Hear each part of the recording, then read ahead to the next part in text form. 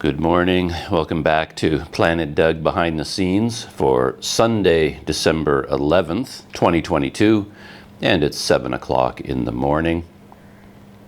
It's an interesting day today. It's getting closer to my scheduled departure on my bike for Sumatra.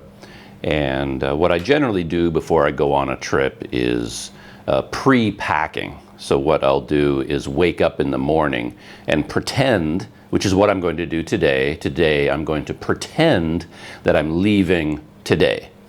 So as soon as I'm done shooting this video and done having my first cup of coffee, I'm going to pack up. I'm going to sit down here in this room and pack my bike as if when I'm done, I'm rolling my bike out the door and starting to ride towards Port Dickson to get on the ferry to Sumatra.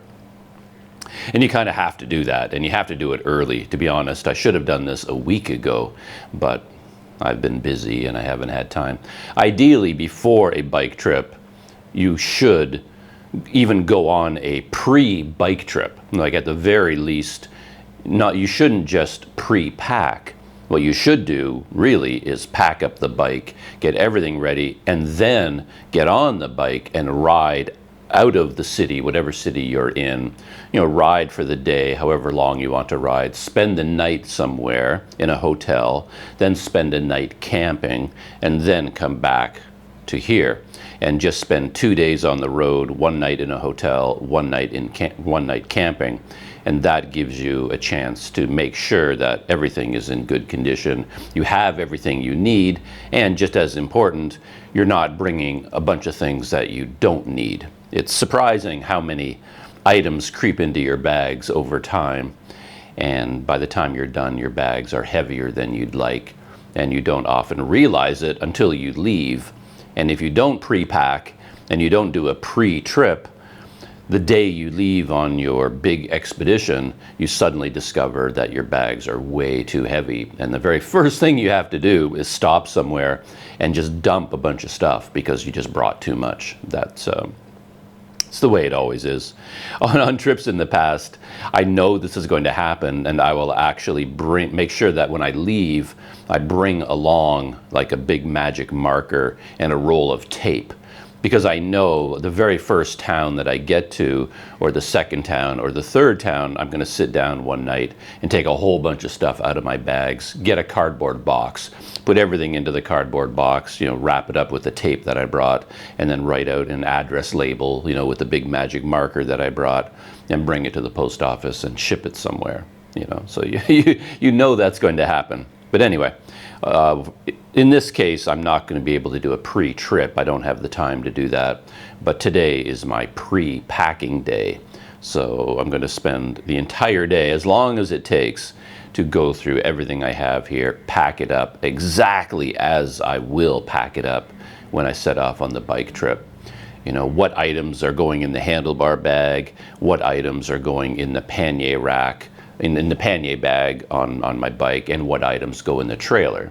Because those are the three basic things that I have. I bring a trailer, and I put all my camping gear, large items, long items, all that sort of things go in. That all goes in the trailer. And then I have 2 pannier bags on the back of my bike. One of them is my survival kit, I call it. That's the bag that converts into a knapsack, and it is the bag that I bring with me everywhere, and it has all of my most important things in it, hence my survival kit. And then, of course, the other pannier bag will have important things in it, probably my laptop and things I don't need all the time, but that which are important, and I can pop that bag off the bike easily and keep it safe. And then, of course, the handlebar bag will contain things I need during the day, my smartphone, sunglasses, all the little things that you need throughout the day. And in this case, everything is different for me because I'm shooting video for the very first time while riding a bike. So I'm working out all these systems for the first time. And I don't really know what should go where. In terms of camera gear, what camera gear should go in my handlebar bag, what gear should go in my pannier bag on the rear of the bike. You know, you work that out over time as you ride. But anyway, that's what today is all about, pre-packing. Yesterday turned into a errand run day where I did a bit of shopping, which means that this morning, right now, unfortunately, I am suffering from buyer's remorse. I recently talked about buyer's remorse when I bought the Rode Wireless Go microphone and I upgraded from the Insta360 X2 to the X3, and I wondered if the next morning I was going to feel buyer's remorse. And I did not, because I love both of those items. Upgrading to the new Rode Wireless Go 2 and upgrading to the X3, that made a lot of sense for me. So I was very happy I did that. There's a tinge of buyer's remorse with the Rode Wireless Go because it turned out to be defective. The one I got, the power button on the receiver doesn't work. It doesn't depress. There's no movement in it. And then when I was using it here, I couldn't even get it to turn on. The button is supposed to, you know, you press it in and it kind of clicks, and then you hold it down for 2 seconds and then it powers on. And then with my unit, the button was permanently pressed in, and then no matter, you know, so I was pressing on it, but it wouldn't go anywhere. Like it wouldn't depress any further. It was jammed inside, stuck inside or whatever. It wouldn't move. So, and even if I'm holding it down for 2 seconds, it would not power on. So basically it's defective, and I brought it back to the camera store, and I'm in the middle of trying to get a replacement unit, and they're doing something with the distributor, the place where they got it, and at this point I may not get it back before I have to leave. They're trying to get me a new unit by Tuesday, and my plan is to leave on Wednesday, but I may not get it by Tuesday. If they tell me it's going to come for sure on Wednesday, then maybe I'll delay by another day, but that's cutting it really close for me.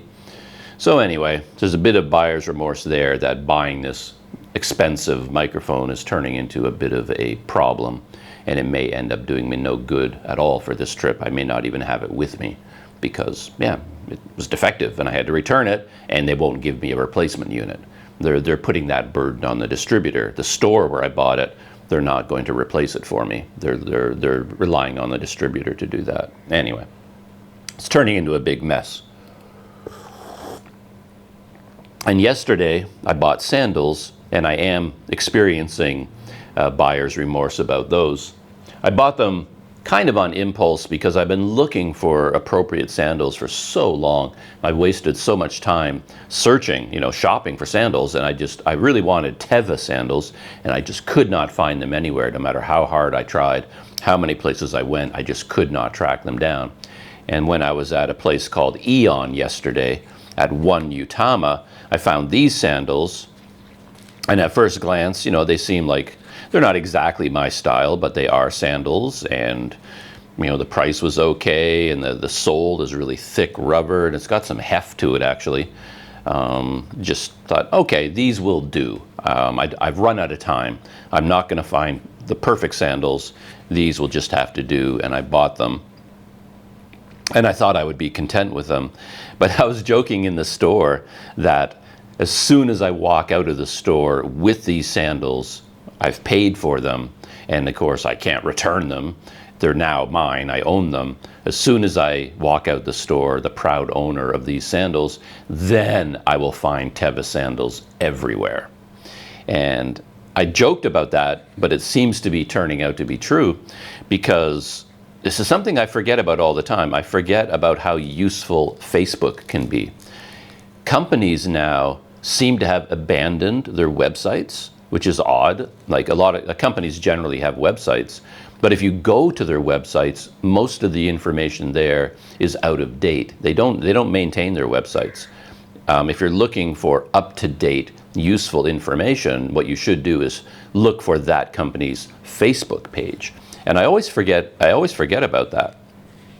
But I ended up tracking down the Facebook page for Teva in Malaysia.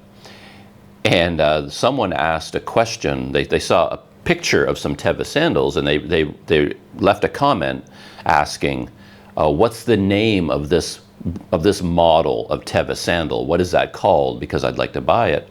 And a representative from Teva wrote back and says, well, this is what it's called, but you can't order this one online. You have to go to a Teva physical outlet to buy it.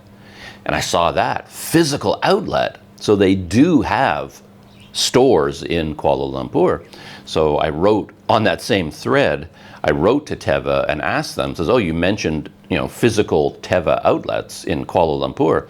Can you tell me where they are? And this woman wrote back to me, or man, I don't know who it was. I had a feeling it was a woman for some reason. Anyway, this person wrote back to me and said, yes, there is a Teva outlet on the second floor at One Utama and at the Mid-Valley Mega Mall. And that's kind of funny, because I saw online that there was a Teva store at Mega Mall, and I went there to go to the Teva store, and I couldn't find it. Nowhere. And I looked and I looked and I looked, and I guess I just missed it. I have Teva blindness, apparently.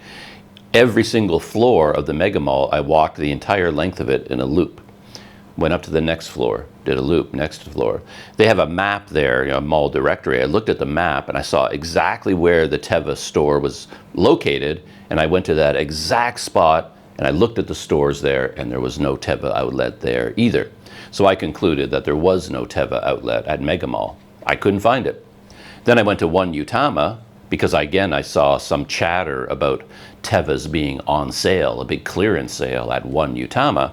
So I assumed there was a Teva outlet at One Utama. So I went there yesterday and I looked everywhere I could there. I guess I didn't do as dedicated a search as I did at the Mega Mall, because the information I had was that it was located on the first floor and it was located near this Jardin coffee shop. That's what I saw on Facebook. At least that's how I interpreted what I saw.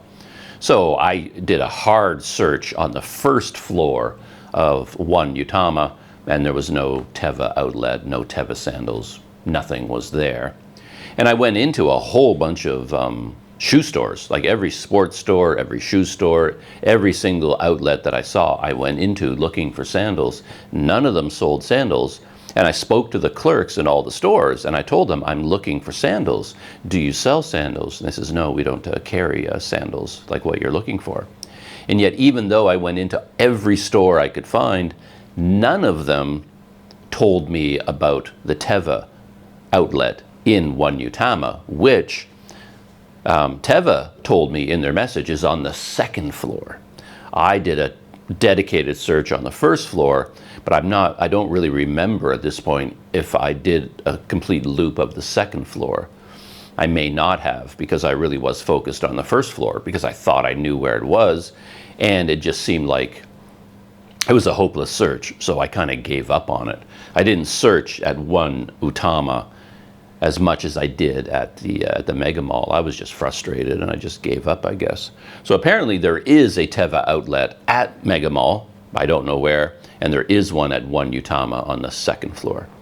And I learned that information right after I bought these sandals, and I wore them yesterday for the first time, and I'm having buyer's remorse because my feet just sweat like crazy in these things. There's something about the rubber on the bottom.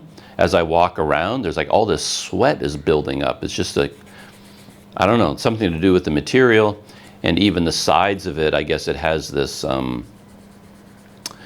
shiny. I didn't notice it in the store, but it has kind of a shiny leather, fake, faux leather material all on the outside, because it's more of a urban sandal, not really a trekking or beach or trail hiking sandal. It's kind of the treads look like it's for hiking, right?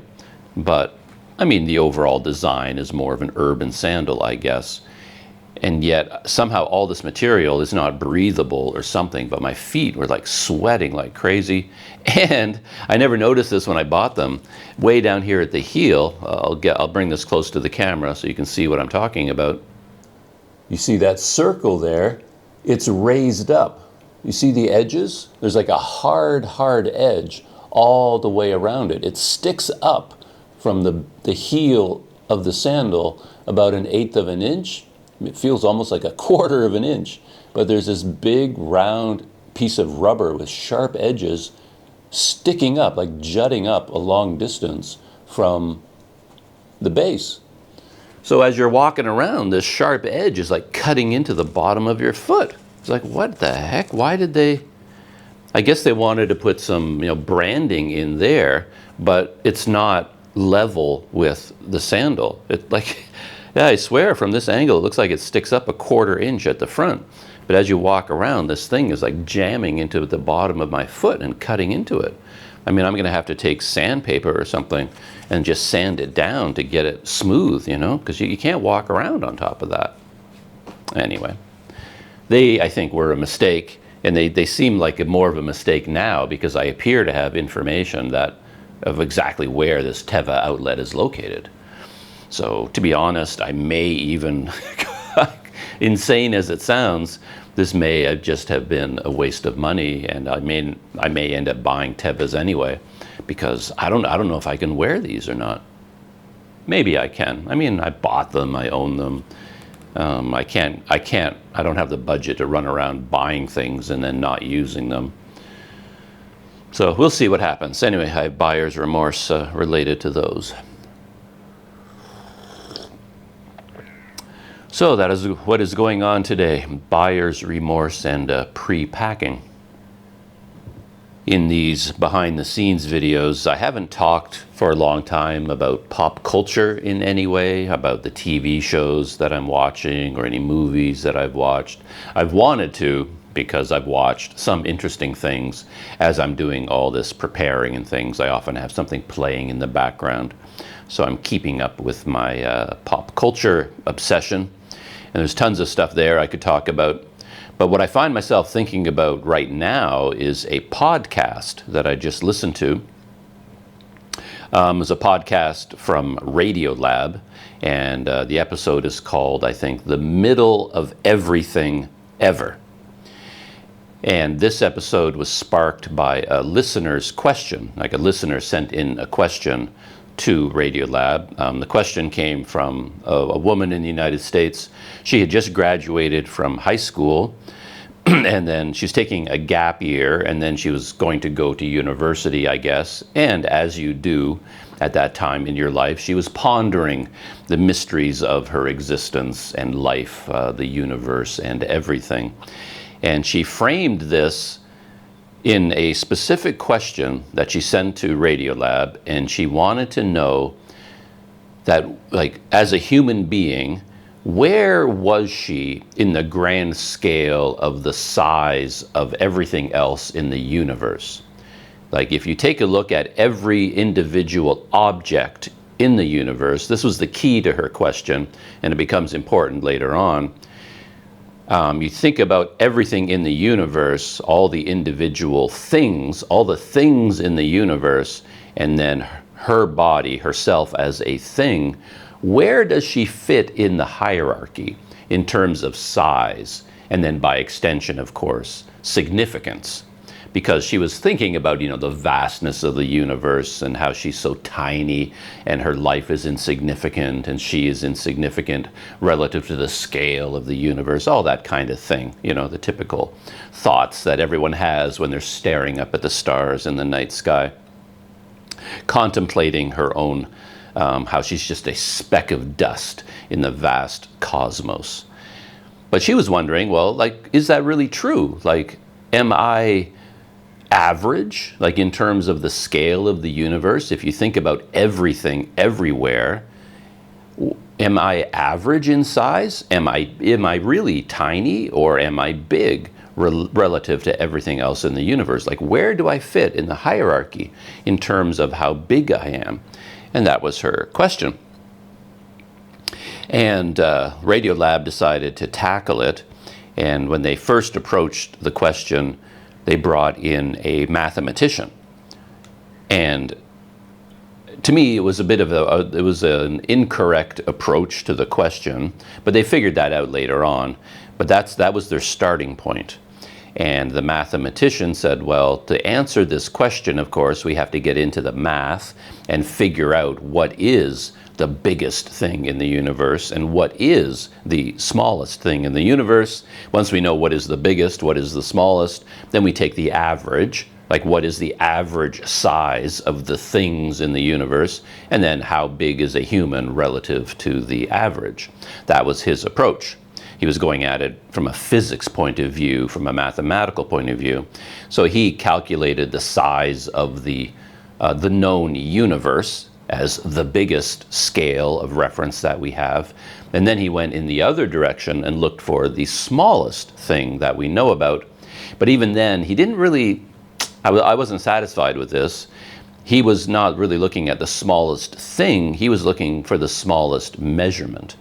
And I guess there's this new measurement that I'd never heard about before called the Planck length. And apparently this is as small as you can go in space before space itself completely degrades. Like, it is mathematically impossible to go any smaller than a Planck length before space itself ceases to exist. Anyway, it's tiny. It's a very tiny thing. And then he compared that tiny, tiny thing, which isn't really a thing, it's like the tiniest measurement possible, a Planck length, compared to the largest measurement possible, which is the known universe. They did their math, and they came up with the average. He called it because even there's no such thing really as just the average. You know, are you talking about the mean, the average? I mean, there are different ways of thinking about what the average is. There's different definitions of that. But he went for the geometric mean, which is the simplest approach. And then he basically just cut it right down the middle between the biggest and the smallest. And he concluded that the average size in the universe was 10 to the minus 4 power.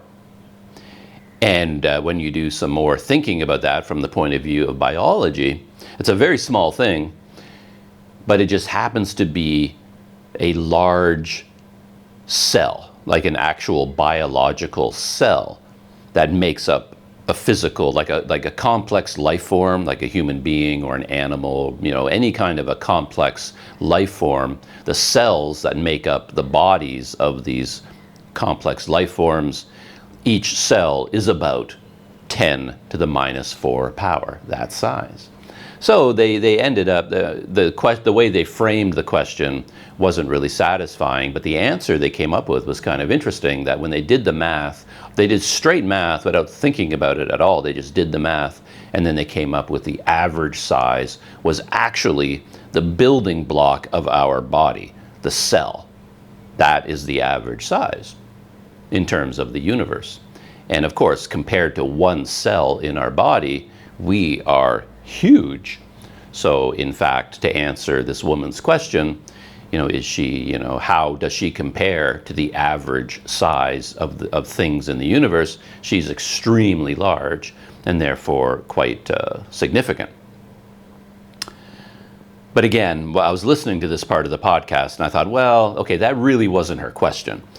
You know, she really specified in her question, she's talking about things, something that we can identify as a separate individual thing.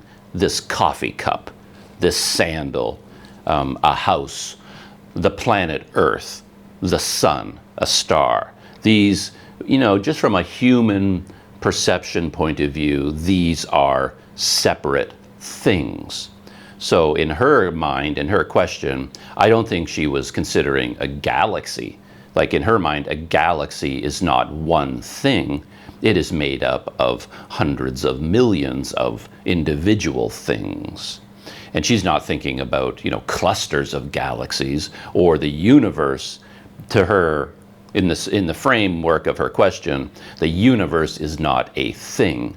And Planck length is also not a thing.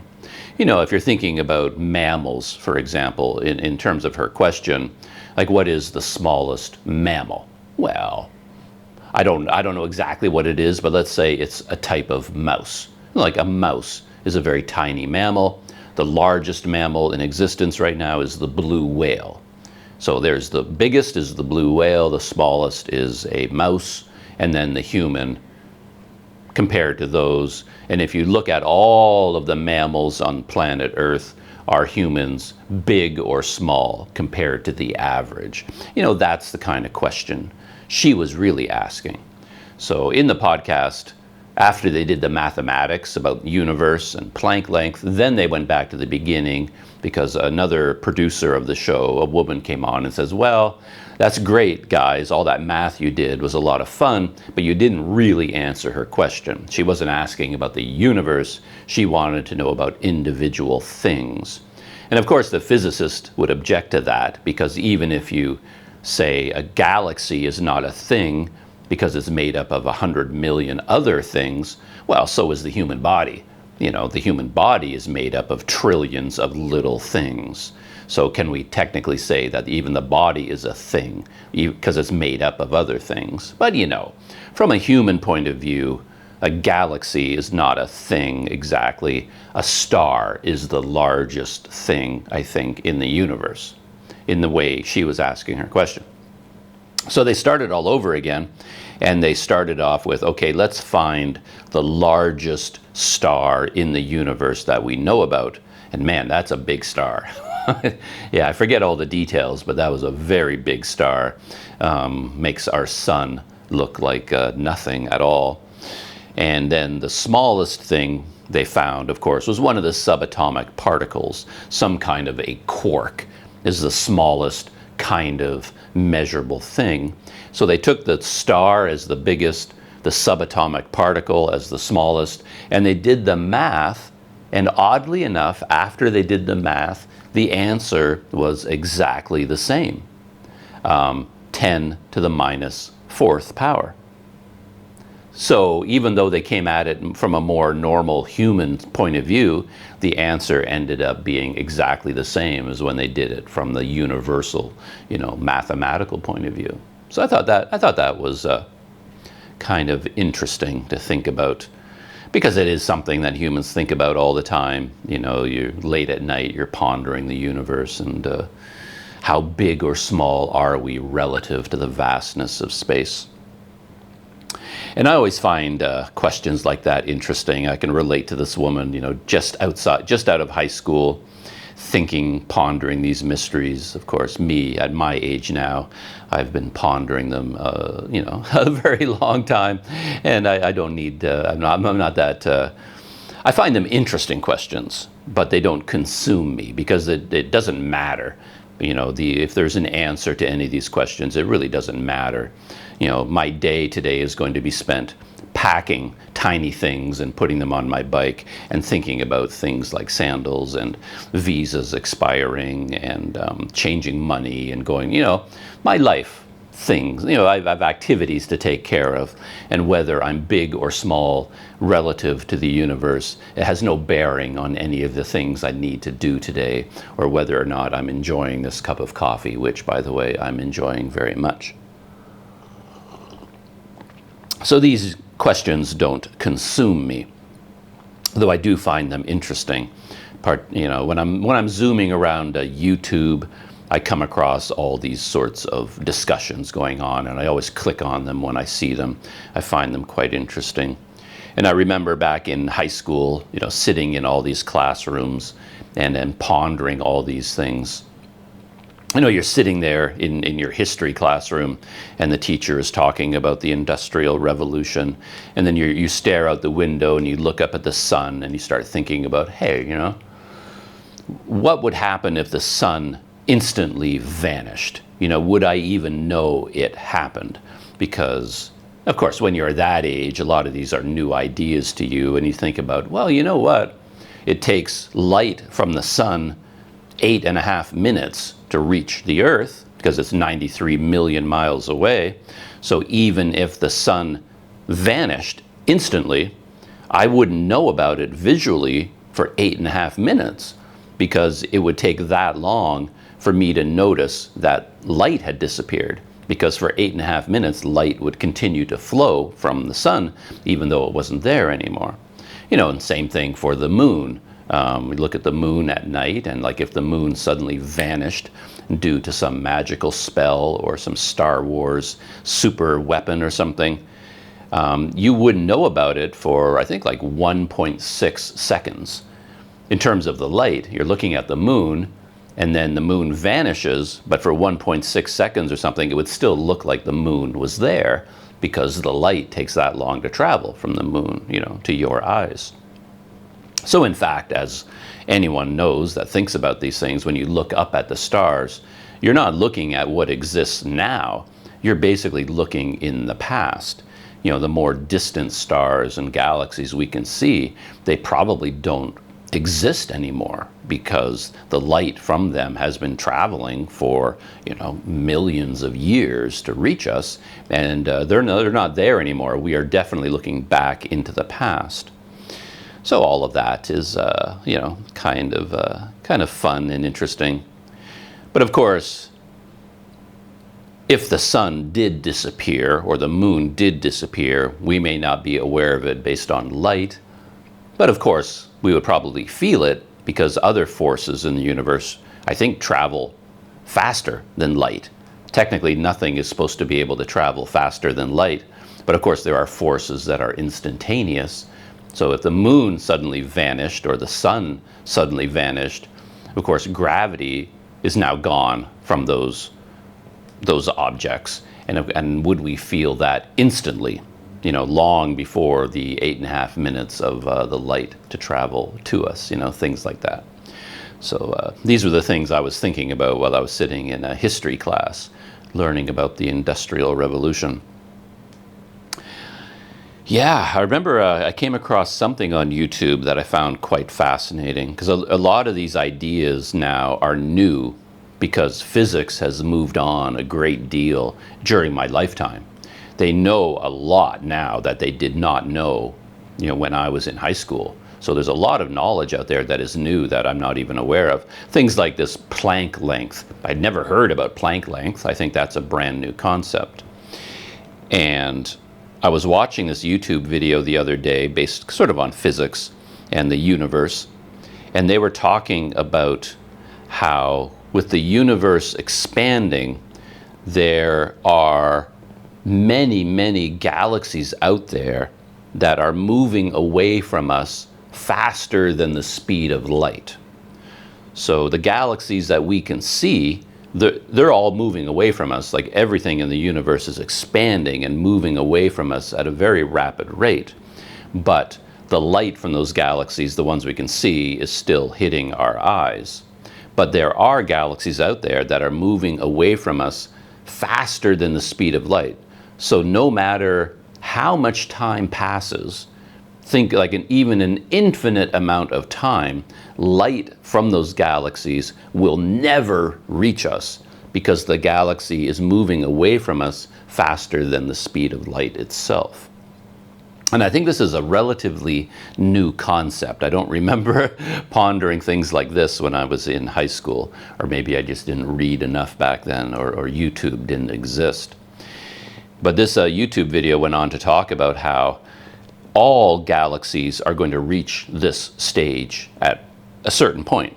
Like right now, we live in an interesting time of science because when we, with our telescopes and other measuring systems, when we look out at the universe, we see all these other galaxies. We are aware of them. But in the future, like in a very long time in the future, even all the galaxies closest to us will have reached a speed faster than the speed of light. So one by one, all of these galaxies will just sort of blink out of existence because light from them can never reach us. And then in some far distant future, there could be, creatures, probably not humans, but intelligent creatures perhaps, on planets like Earth or this Earth. And they're looking up at the sky, at the universe, and they will be completely unaware of galaxies. At their time, there will be no evidence that galaxies other than our own exist because all of them will be moving away from us faster than the speed of light, and we will have no evidence that they exist. So unless they have historical records of our time, when we can still see these galaxies, these creatures, whatever they are in their time, they will be completely unaware of any other galaxies in the universe because they've all moved away from us at such a speed that we physically cannot even be aware of them anymore. So, yeah, I wonder if this high school student pondering her scale in the universe will end up thinking about that as well. I just took a moment to look up the exact number for how long it might take for light to reach us from the moon, and I had a memory of 1.6 seconds, but I just looked it up, and it's 1.3 seconds. So the moon you are looking at is actually the moon from 1.3 seconds ago, you know. And you know, I think if you're looking at Alpha Centauri, the nearest sun to us, other than our own sun, the nearest star relative to our solar system, I think the light we see from that is like 4.3 years old. So you're looking back in time 4.3 years when you're looking at that particular star. Yeah, after I listened to this podcast, I started looking up a few other things, and you know, you go down one of these rabbit holes. And again, these are new ideas to me, I think. I don't think I'd ever come across these ideas before. Maybe it's new physics, things that scientists didn't know back when I was in high school. So for example, I was talking about the light coming from the sun, that when the light hits our eyes, that light is 8.5 minutes old, because it took 8.5 minutes for that light to travel from the sun to us. But there's two things going on there. One is that time dilates, time changes the closer you get to the speed of light. So from the light's point of view, which is traveling at the speed of light, there is no time. There is no time or space. So from my point of view, that light has been traveling for 8.5 minutes. From the light's point of view, no time has passed at all. It's instantaneous, because for light, time doesn't even exist, which is kind of fascinating. Plus, from a purely like chemical, physical point of view, I was reading that light is made up of photons, like packets of photons, and these photons are born at the heart of the sun, in the center of the sun, but they don't break free of the sun. Like, they have to travel from the center of the sun all the way through the sun, get to the edge of the sun, and then leave it before they even turn into visible photons, the type of light that we can see with our eyes, and begin their journey to Earth. That journey to Earth takes 8.5 minutes, but the journey from the center of the sun to the edge of the sun took 170,000 years. So it's like that's just insane. I was actually reading through this article about it, and some of the numbers in there didn't make sense to me, though. They didn't add up, because they were talking about all the layers of the sun, all the different sections of the sun that this object, you know, that this thing that eventually turns into a light photon has to travel. And they talked about how it would take like millions of years to get through this one layer. And that's what I read. But then at the very end, the conclusion of this piece was that it took this light photon 170,000 years to travel from the middle of the sun to the edge, and then 8.5 minutes to get the rest of the way. So in fact, the light that's hitting our eyes is 170,000 years and 8.5 minutes old, because it took that long to travel through the sun. But as I said, there were sections in there where they said, well, it would take millions of years to get through this one part of the sun. So when they did their 170,000 year conclusion, I don't know where those millions of years went. But whichever way the numbers add up, the light that hits us from the sun is extremely old. It's been traveling, you know, for at least 170,000 years before it makes it out of the sun, and then, you know, then comes to the Earth. So yeah, I thought that was kind of fascinating too. But as I said, no matter what is going on with photons and the sun and the scale of the universe, I'm enjoying my cup of coffee, and I am going to shut down my behind-the-scenes efforts for this morning and start pre-packing. This is going to be, it's going to be a lot of fun. I love getting organized, and I have so much interesting camera gear and electronics to work with that this is going to be challenging too. I know how to put all this in a backpack. I've done that, so I know how to pack up for a backpack, but I don't know how to pack this properly for a bicycle. Actually, I was watching a couple of cycling videos yesterday, like on YouTube. You see these people that are cycling around the world. They've been cycling for the last 20 years, and they're now making, YouTube videos about their journeys. And there was this couple right now who are cycling through Iceland, I think. Yeah, I think they're cycling around Iceland, and they were shooting videos about their experiences. It was kind of funny because they were sleeping in a tent, and I guess there are campsites on Iceland. You can buy this camping card in advance, and it gives you X number of nights where you can put up your tent at all these specified campsites. They're not the campsites the way we would think of them in Canada or probably in Malaysia, because Iceland is really just sort of a vast wilderness. There's nothing out there. So it's not like there's a building where you check in and register, and they give you a key to the bathroom and you go to your campsite where there's a sign. No, it's just a vast open tundra, and then you can put up your tent there. But what they do have at these campsites is a power source. So there's actually a pole coming out of the ground, and it has an electrical box in there, and you can plug things in. So this couple on their bike ride, I don't understand why this would be the case, but I guess inside this electrical box, it required like a giant industrial plug, not a normal plug that we would think of as plugging into the wall. And they didn't have anything like that. So they went shopping. I'm not quite sure how they went shopping. I guess they hadn't gone very far yet. The guy cycled back into town and went to some stores, and he returned with this huge industrial plug with this thick cable, and then a huge extension cord. So he has this huge plug, and he's plugging it into this box, and then it's got this thick cable that he wraps up inside the box, and then he takes his extension cord, plugs it into that, and then runs the extension cord like 25, 30 feet to their tent, where it leads to a power bar. And then they took all of their adapters for, their computers and cameras and battery chargers and smartphone chargers, and they're plugging in all of their electronics into this power bar.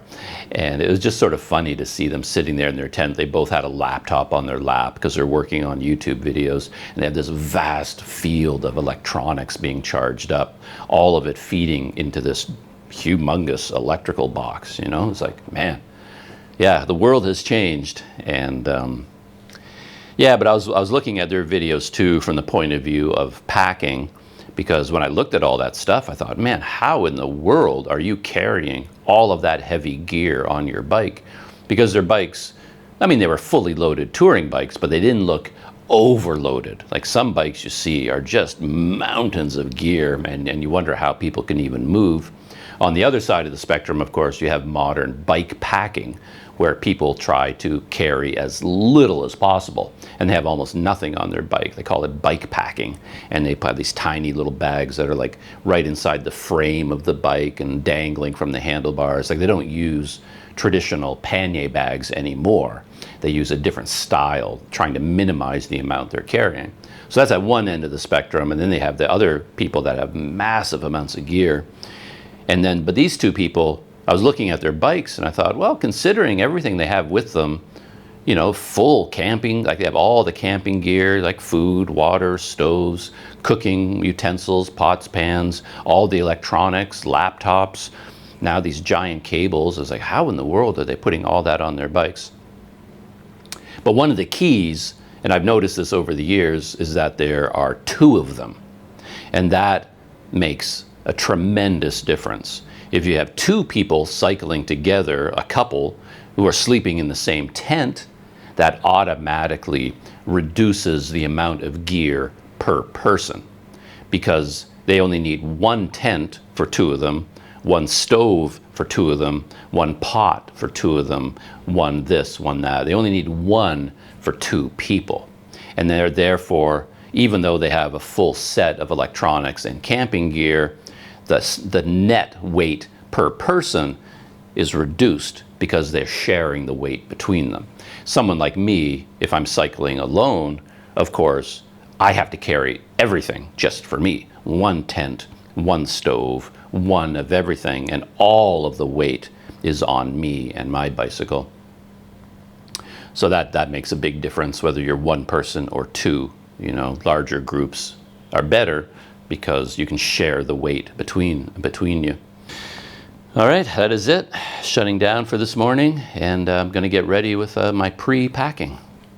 Yeah, it's going to be a fun day, and I'll see you in the next video.